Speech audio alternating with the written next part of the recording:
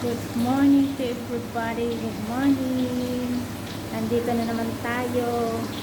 Ito, magpapalunch na naman ako. Nakapag-prepare na ako ng table. Lalagyan ko na lang ito mamaya ng tubig.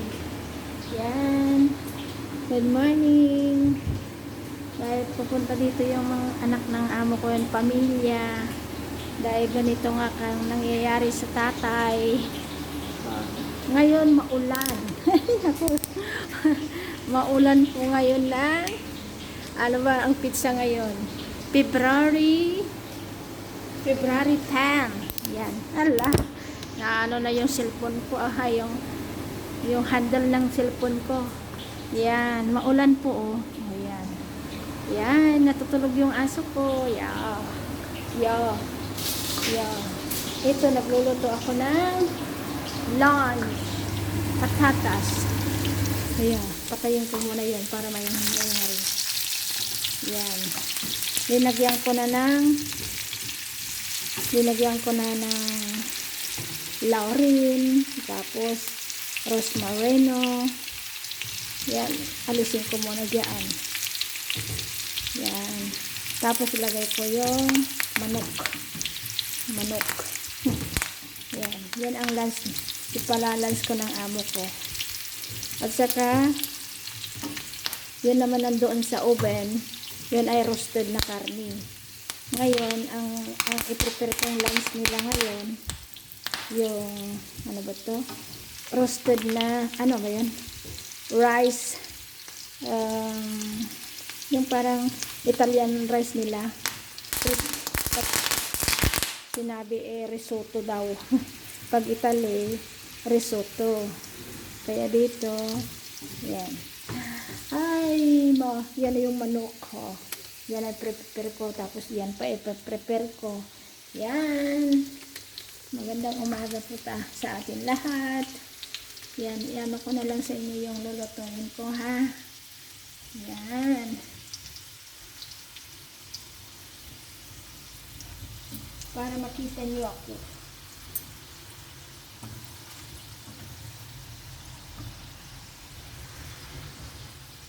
Walang maghahandle ng cellphone ko dahil ako nag-iisa lang. Kaya ako lang.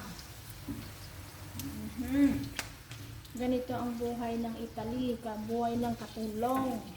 Magpakatotoo po tayo na ganito ang buhay. Huwag tayong mapagmataas ng bagay dahil magagalit ang Panginoon natin. Diba? Alisin ko yung ano. Tapos, lagyan ko ng butter. Yan, butter. Butter. Tapos, lagay ko yung manok. Yung manok.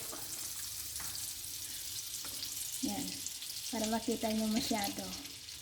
Yan. Ay, nako.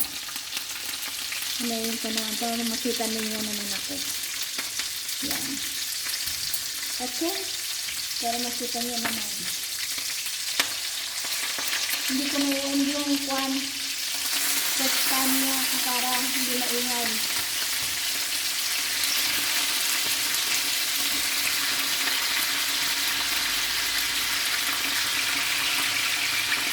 Ganyan ko muna para at least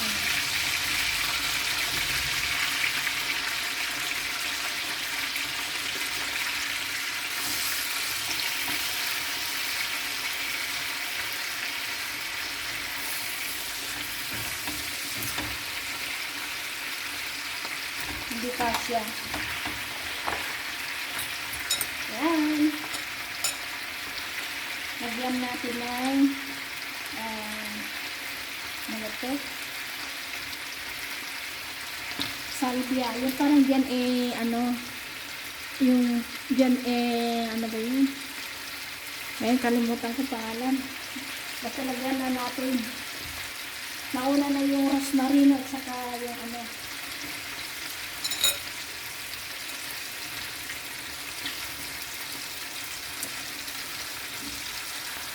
Pero roasted ko kasi ito.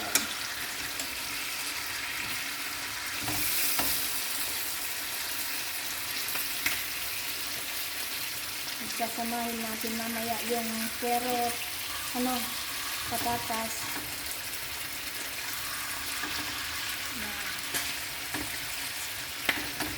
Ay, ngayon lang ako nakapag-vlog ulit. Ngayon lang ako nakapag-vlog. Hello! Andito pa ako. Ngayon lang tayo nakapag-vlog kasi nga busy, tsaka yung amo ko may sakit. Ako din, panay hospital. Dahil yung puso ko may mga bagay-bagay na siguro dahil hindi tayo napapawisan dito. Kaya medyo maano yung puso natin. Yan. Kaya ganito talaga ang buhay OFW ba. Mga katulong. Ayan. Ito rin yung roasted.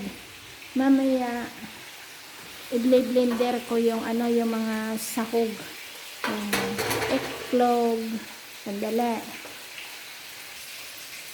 Ito yung isosoys ko doon sa roasted na karne. Mamaya i-blender ko yan. Tapos yun ang soys ng karne. Yung nakalagay doon sa oven, yung nandoon. Yung nandoon. Yan. Yan ang gagawin kong soys niya. Tapos, yan na. Ito naman iba. Ibahin naman natin ang menu natin ngayon. Kaya, manok. Manok ang manok ang lulutuin ko. Yan.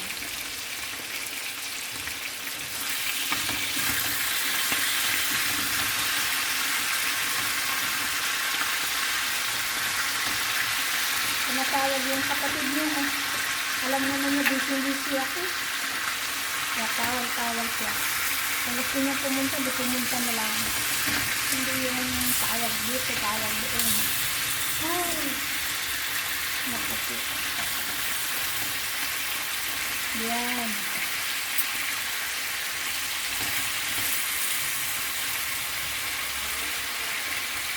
Yan na siya na. Tapos, ito na ako gagawin na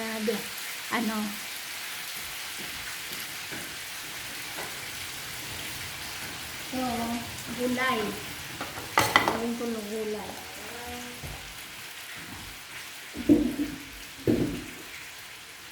Bawang. Lagyan ko ng bawang.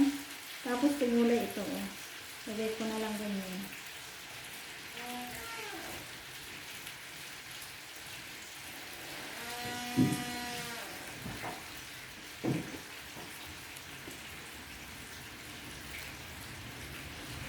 Dahil gustong-gusto nila ito.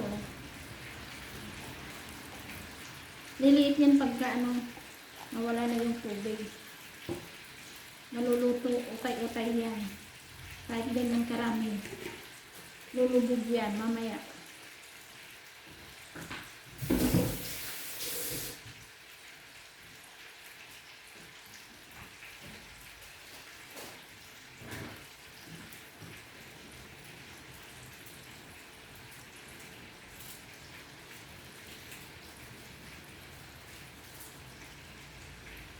Tapos asin. Asin. Lagyan natin ng asin.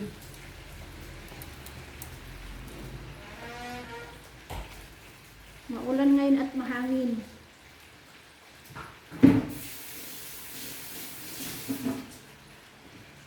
Asin.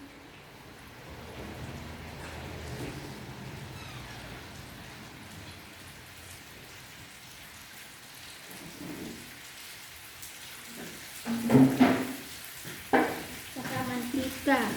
Lagyan natin ng mantika.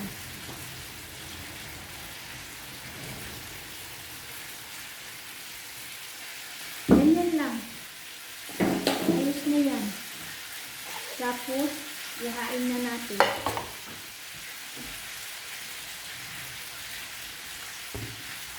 Mamaya ko na lang lalagyan ng olive oil. Yan. Mamaya ko na lang lalagyan ng yung olive. Yung buong buo. Yan.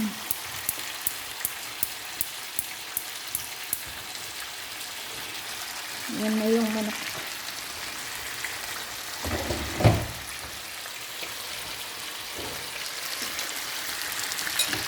Ay, naku. Yan, mga luto-luto. Luto-luto natin. Manok. Yan.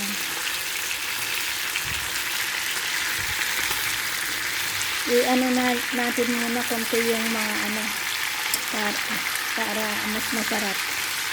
Kasi ano daw ang tikmo yung linuluto ko at bakit daw masarap.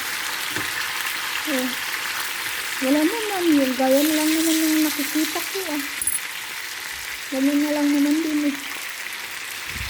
Tapos yung nagmarinitan natin na sauce, kasi may wine yan eh, may alak nila, yung alak nila yan, ang alak nila yung ito na linagay ko, Ferrari, yan, Ferraring alak. Ferraring alak, kaya ganyan. Ay, naku. Yan. Para mas masarap ba?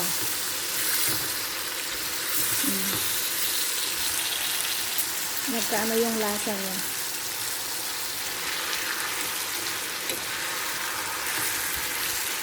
Na ano yung lasa yung alak. Pero hindi ko lalagay dito sa ano kasi lagay ko dun sa mas malaking ano para magkasya yung mga patatas. Yung ano, dahil yun ang ipapalit ko rin mamaya doon sa ano. Yan. Mamaya ko na lang ano dyan. Ito na yung gulay. Yan ang gulay. Tapos, salamat. Salamat ulit. Yan. Patatas at gulay.